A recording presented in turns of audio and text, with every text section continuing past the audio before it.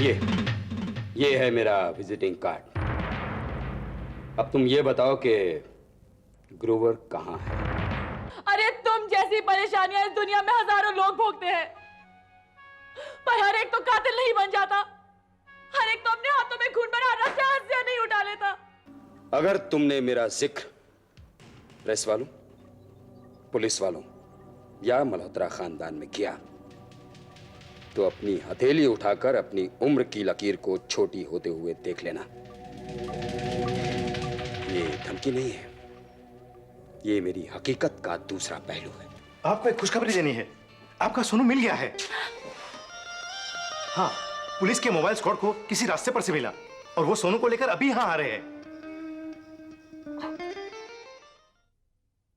अर्चना, ऋषभ, अरे अरे ये क्या कर रहे हो तुम? अरे मैं कहाँ कुछ कर रहा हूँ, आजकल जो कुछ भी हो रहा है तुम कर रही हो। क्यों? मैंने क्या किया है? अरे इतने कमाल का एप्लीकेशन लेटर लिख के दिया है कि उन लोगों ने फट से मुझे इंटरव्यू के लिए बुला लिया। And you don't know how good it feels. आज जिंदगी में पहली बार मुझे इंटरव्यू कॉल आया है। रक्षंदा, जानती हो मेरा खोया वो सेल्फ कॉन्फिडेंस धीरे धीरे लौट कर आ रहा है, और ये सब तुम्हारी वजह से। वरना पिछले दिनों तो मुझे ये लगने लगा था कि मैं बिल्कुल नालायक और बेवकूफ हूँ। ऋषभ, जिंदगी में पहली बार मैंने किसी को एक इंटरव्यू कॉल पर इतना खुश होते हुए देखा है। पहले तुम्हें नौकरी तो मिल जाए तब तुम खुश होना। रक्षंदा, जब तक तुम मेरे साथ रहोगी ना, नौकरी तो क्या, मेरा दिल जो चाहेगा मुझे मिल जाएगा। ऋषभ, तुम्हें अपने आप को इस तरह बना लेना चाहिए कि किसी का साथ हो या ना हो, तुम्हें जो कुछ हासिल करना है वो हासिल हो जाए। रक्षंदा, तुम अगर मेरे साथ न रही तो दिल में और कोई चाहत भी नहीं रहेगी। जाइए जनाब, इंटरव्यू की तैयारी कीजिए। ये रोमांटिक आसार नौकरी की सेहत के लिए ठीक नहीं है। इस पल को संवारने के लिए अगर मुझे अपनी सारी जिंदगी बिगाड़नी पड़े ना, मुझे वो भी मंजूर है। लेकिन आपके दोस्त को ये मंजूर नहीं, क्योंकि आपके दोस्त को आपकी बहुत परवाह है। अगर हमारे दोस्त को हमारी इतनी परवाह है तो क्या ये नजदीकी हम थोड़ी देर के लिए बरकरार रख सकते हैं? रक्षंदा, तुम जब मेरी बाहों में होती हो ना, मुझे लगता है कि मेरी जिंदगी काबू में है। फिलहाल तो हमारा रिश्ता काबू से बाहर हो रहा है। जाइए, इंटरव्यू की तैयारी कीजिए। तुम्हें नहीं लगता कि आज हम जो इतने करीब आ गए हैं, हमारा रिश्ता तरक्की करने की कोई कोशिश कर रहा है? ये बात बेवक्त है। अब आप जाइए। ओफो रक्षंदा, मुझे तो लगता है इस दुनिया में एक ही रोजगार होना चाहिए, रोजगार है मोहब्बत। फिर दुनिया कितनी हसीन हो जाएगी, है ना? ऋषभ, तुम्हें इंटरव्यू कॉल भेजना बहुत ही डेंजरस मामला है। क्यों भाई? दूसरों के दिमाग पर तो ये जोर डालता है, लेकिन तुम्हारे दिल पर ये बहुत ही भारी पड़ता है, और उसने तुम्हें कुछ शायर सा बना डाला है। देखो रक्षंदा, ये सारा इंटरव्यू का जो सिलसिला था ना, ये तुमने शुरू किया था और तुम ही खत्म करोगी। और फिर मुझे कौन सी तैयारी करनी है? मुझे तैयार करने की तैयारी आपको करनी है। All the best. और अब हम चलते हैं, क्योंकि आज तुम्हारे साथ रहकर तुमसे दूर रह पाना शायद मेरे लिए मुमकिन हो। वैसे अगर नजदीक बुला लो तो रुक जाऊं। Good night Rishabh. Hi Shivani, आज तुम्हारी एंट्री की टाइमिंग बिल्कुल परफेक्ट है ना रक्षंदा? ऋषभ! शिवानी, ये आई एम सॉरी करण साहब,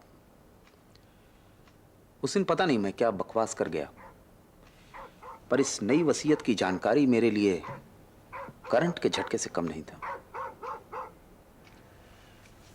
देखिए बंसल साहब, अगर ये केस हम लोग हार जाते हैं तो मेरा और आपका क्या जाएगा ये आप जानते हैं। मैं समझ सकता हूं। प्राइम लोकेशन पे सिल्वर स्टेट जैसी प्रॉपर्टी की क्या कीमत होगी, इसका अंदाजा मुझे भी है। आपको भारी नुकसान होगा, पर यह केस हारना मेरे लिए सिल्वर स्टेट गंवाने से कम नहीं होगा। बंसल, कुछ रईसों के पास इतनी दौलत होती है कि एक हद के बाद वो दौलत कोई मायने नहीं रखती है। दूसरी चीजें ज्यादा जरूरी हो जाती हैं उस दौलत से, और रंजना देवी उन्हीं लोगों में से है।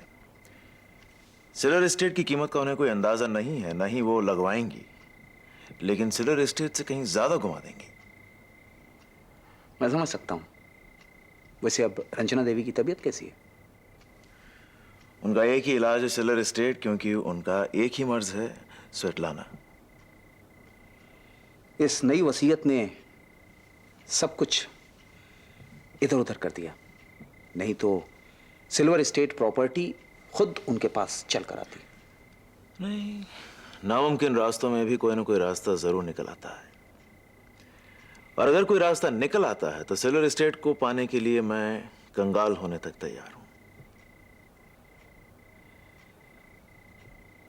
एक ही सूरत नजर आती है, किस तरह से इस नई वसीयत को गलत साबित किया जाए।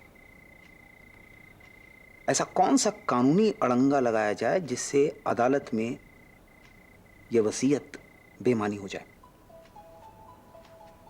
ऐसा क्या अड़ंगा लगाएंगे आप? करण साहब, केशव मल्होत्रा ने इस नई वसीयत को किसके सामने लिखी?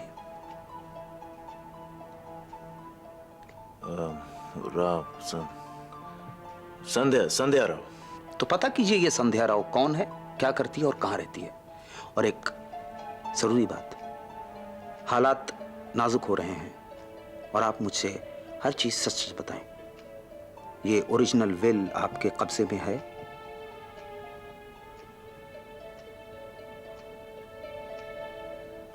दिनेश शाह जैसे लोगों के लिए इसको हासिल करना कोई बहुत मुश्किल नहीं है, इसलिए आप इस सबूत को जल्दी से जल्दी नष्ट कर दें।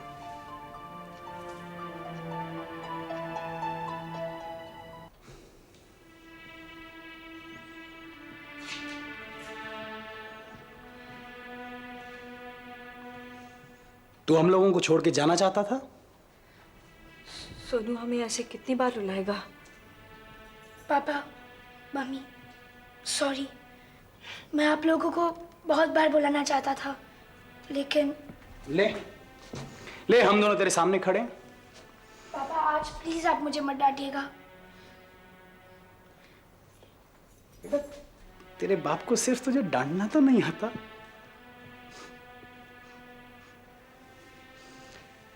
आजा मेरे सीने से लग जाए बेटा। आज तेरा पापा तेरे को बताएगा कि वो तुझे कितना प्यार करता है बेटा। अब मेरे सीने से लग जा बेटा, प्लीज लग जा बेटा।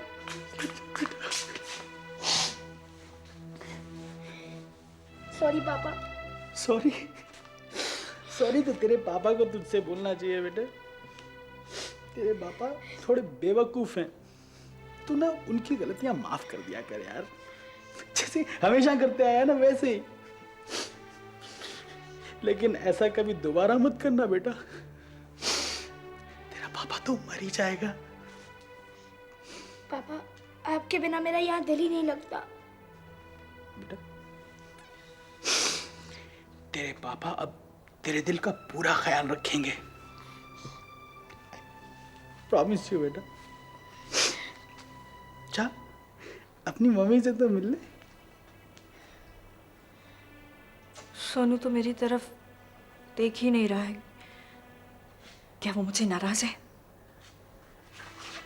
नहीं मम्मी, मैं आपसे नाराज नहीं हूँ, मुझे बस आपसे डर लग रहा है, क्योंकि मुझे पता है जो मैंने किया आपको अच्छा नहीं लगा। कोई बेटा भला अपनी माँ से डरता है क्या? मैं जानती हूँ मुझे यहाँ बहुत पहले आना चाहिए था, लेकिन मेरा यहाँ आना टलता रहा। मैं आपकी प्रॉब्लम्स जानता हूँ मम्मी, लेकिन आपसे मेरी कोई भी प्रॉब्लम मुझे तुमसे दूर नहीं रखेगी, चाहे वो जितनी भी बड़ी हो। मैं हमेशा तुम्हारे साथ रहूंगी। देख, मैं तुम्हारे आने के कितनी खिलाफ थी, लेकिन तू जानता है तुझे यहाँ जबरदस्ती किसने भेजा? स्वेटलाना, फिर से वही राग आलापना शुरू कर दिया तूने। घूम फिर के वही एक बात। उसी एक बात की वजह से हम दोनों को सोनू को इतना झेलना पड़ा। सुन तो चुका हूं तेरी बात, कितनी बार सुनूंगा मैं? लेकिन सोनू को तो पता चलना चाहिए। सोनू को जितनी बात पता चलनी चाहिए मैं उसे बता दूंगा। तुम खुद भी भुलावे में रहोगे और सोनू को भी भुलावे में रखोगे। सोनू, अब से तुम यहाँ नहीं रहोगे, तुम स्कूल में नहीं रहोगे, मेरे साथ रहोगे। कैसे रहेगा तुम्हारे साथ? ये मेरे साथ रहेगा। मैं इसका नाम यहाँ से कटवा के घर वापस साथ लेके जाऊंगा। तुम्हारे साथ? हाँ, मेरा बेटा मेरे साथ रहेगा।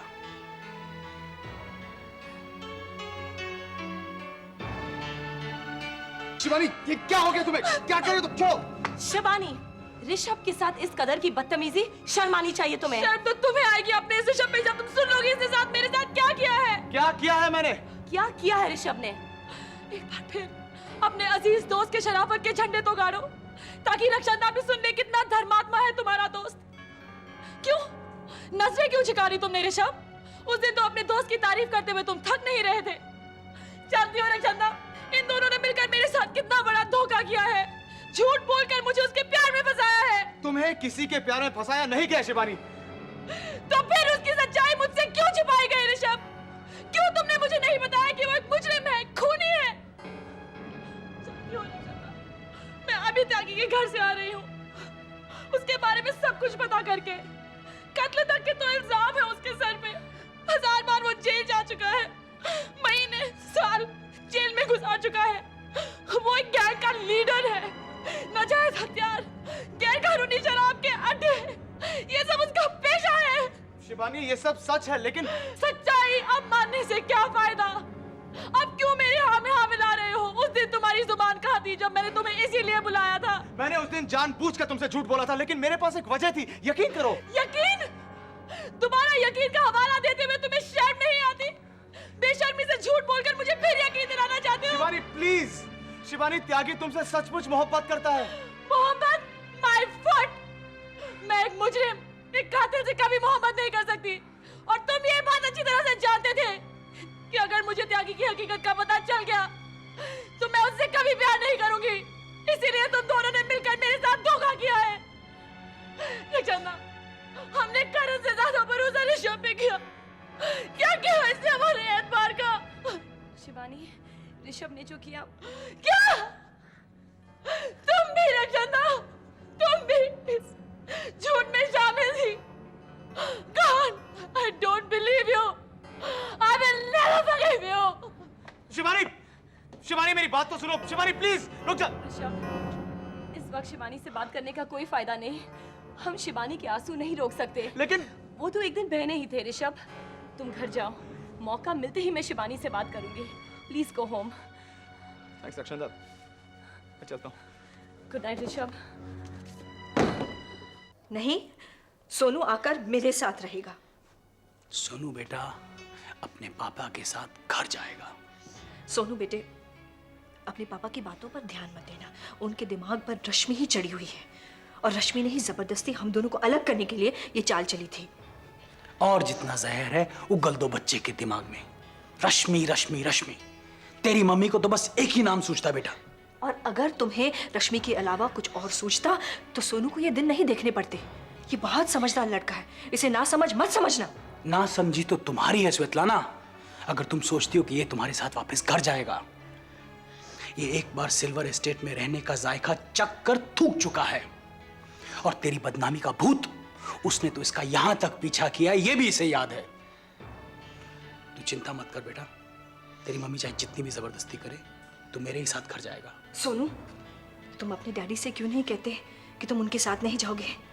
वहां रश्मि एक नई साजिश रचकर तुम्हें फिर मुझसे कहीं दूर भेज देगी। और देखो, तुम्हारी मम्मी आजकल पूरा दिन घर में रहती है। हम लोग दिन भर साथ रहेंगे, प्रॉमिस। सोनू बेटा, तेरी मम्मी ने ये वादा तुझसे कितनी बार किया है, तुझे याद है ना? अब बेटा अपनी मम्मी को भी याद दिला दे कि हर बार इस वादे का अंजाम क्या हुआ है। दिला दे बेटा, तू फिक्र मत कर, तू मेरे ही साथ जाएगा बेटा। मैं कहीं नहीं जाऊंगा, मैं यहीं इसी बोर्डिंग स्कूल में रहूंगा। क्या? सोनू, सोनू बेटा तू क्या बात कर रहा है? तू यहाँ नहीं रह सकता, तू मेरे ही साथ घर जाएगा बेटा। सोनू, तुम अपने पापा से मत डरना। अब तुम्हें मुझसे कोई नहीं छीन सकता। छीनने की बात नहीं है मम्मी, बात तो ये है कि मैं ना आपके साथ रहना चाहता हूँ और ना ही पापा के साथ। सोनू? हाँ पापा, मैं आपके साथ भी रहा हूँ और मम्मी के साथ भी। मुझे पता है मुझे वहाँ कितना बुरा लगता है, और फिर ये स्कूल उतना बुरा नहीं है। आप लोग प्लीज लड़ाई मत कीजिए, मैं यहीं रहूंगा। देख लिया, देख लिया नतीजा बच्चे के सामने तमाशा करने का। ठीक है सोनू, हम लोग झगड़ा नहीं करेंगे। तुम्हें जिसके साथ जाकर रहना जाकर रहो, लेकिन तुम यहाँ बिल्कुल नहीं रह पा रहे थे, इसलिए तो तुम भाग गए थे। मम्मी, मैं एक बार आपके घर से भी भागा हूँ और पापा के घर से भी। लेकिन सुनो। पापा प्लीज, आप मेरा नाम यहाँ से मत कटवाइए, मैं यहीं रहूंगा। गुड नाइट पापा, गुड नाइट मम्मी।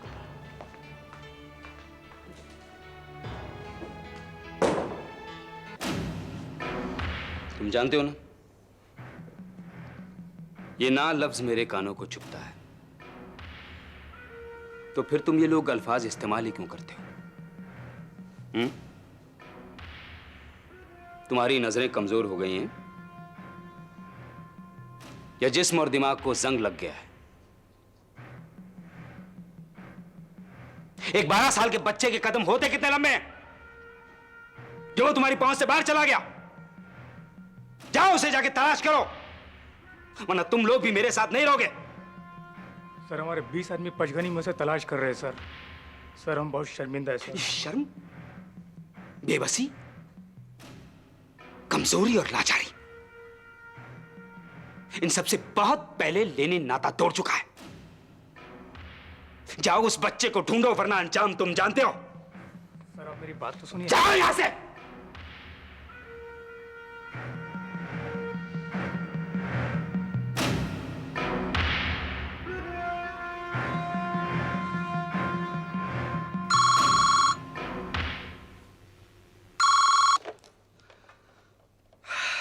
हेलो। हाँ लेनिन, मैं मम्मी बोल रही हूँ बेटे। हाँ मां, मैं कोशिश कर रहा हूं, सोनू मिल जाएगा। सोनू मिल गया है। क्या? सोनू मिल गया? हाँ, पुलिस वालों ने उसे ढूंढ लिया है।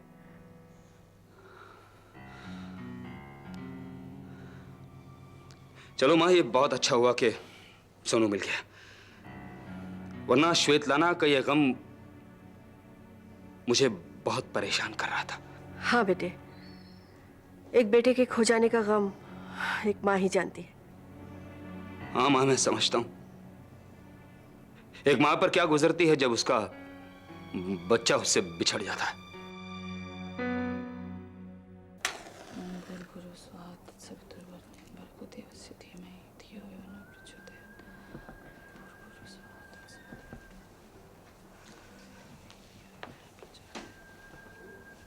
मम्मी, बोल। मैं आपसे कुछ बात करना चाहती हूँ। बोल, मैं सुन रही हूँ। कम से कम अब तो हमारी तरफ देख लीजिए कि आपको आज भी ये ज़रूरत महसूस नहीं होती। रितु, तुम लोग ने जैसा कहा मैंने वैसे ही किया। अब और क्या चाहती हो तुम? आपको, मम्मी, हम आपको चाहते हैं हमारी ज़िंदगी में। आपका दखल चाहते हैं, आपको शामिल करना चाहते हैं। 20 साल से तुम्हारी ज़िंदगी में शामिल थी। क्या आप सचमुच शामिल थी? तुम लोग क्या मुझे अपनी ज़िंदगी अपने तरीके से जीने नहीं दोगी? आप आज तक यही तो करते आ रही हैं। मम्मी प्लीज़, प्लीज़ अपने तरीके से ज़िंदगी जीना बस कीजिए। नीतू और मैं आप ही की जिम्मेदारी पर है। देख रितु, मुझे कोई बहस नहीं करना है। तो जो बोलना है बोल, मैं सुन रही हूँ। मैंने आपको कितनी बार कहा कि नीतू की शादी के बारे में कुछ सोचिए, कुछ करिए। तेरी शादी हो जाने दे, नीतू की शादी कर देंगे। नहीं, नीतू की शादी मेरी शादी के पहले, उसी दिन या मेरी शादी के ठीक बाद होगी। और इस बात को आप यूं ही मत लीजिए। नीतू के लिए कोई अच्छा सा लड़का देखकर उसकी शादी कर दीजिए, वरना नीतू मर नहीं जाएगी। तुम क्यों मेरी शादी के पीछे हाथ धोकर पड़ी हो? तू नहीं समझेगी। लेकिन तुम इतना जरूर समझ लो कि मैं अब बिल्कुल शादी वादी के लिए तैयार नहीं हूँ। सवाल ही नहीं उठता। और तुम्हें लेकर मेरे दिल में कितने सवाल उठते हैं ये तुम नहीं जानती। उठते होंगे, जरूर उठते होंगे, लेकिन उन सवालों के जवाब तुम मुझसे पूछो, खुद मत ढूंढो। दीदी, जैसे तुम अपनी ज़िंदगी अपने मुताबिक जीना चाहती हो, वैसे ही मैं भी अपनी ज़िंदगी अपने ढंग से जीना चाहती हूँ। एंड प्लीज़, कम से कम मेरे बहुत ही पर्सनल मैटर जैसे शादी में किसी की दखल अंदाजी ना ही हो तो बेहतर होगा। शान की खातिर जान की बाजी, मान की खातिर ईमान की बाजी।